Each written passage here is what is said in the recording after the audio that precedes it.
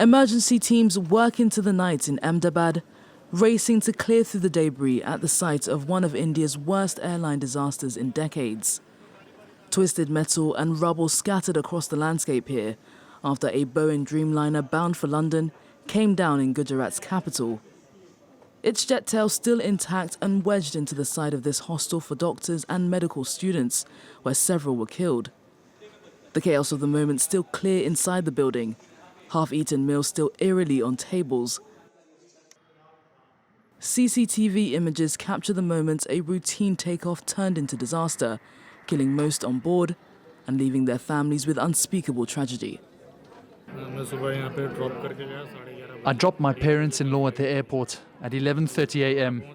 and they had a 1 p.m. flight, and I reached Baroda and had my food and watched the news.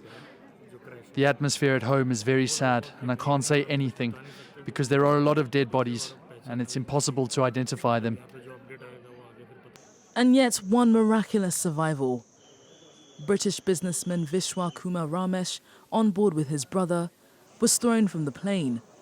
Dazed, bloodied, but somehow alive. His brother didn't make it. Vishwa's family back in the UK are in complete shock. When he was on the runway, well, my dad called him and Vishwa said, "Oh, we're going to take off soon." And then literally like 2 minutes later, he video called my dad. As he crashed, he said, "Oh, our plane's crashed." All of that. I don't know where my brother is. I don't see any other passengers. I don't know how I'm alive, how I exited the plane. Air India says there were 169 Indian nationals on the flight, as well as 53 people from the UK, 1 Canadian, and 7 Portuguese nationals.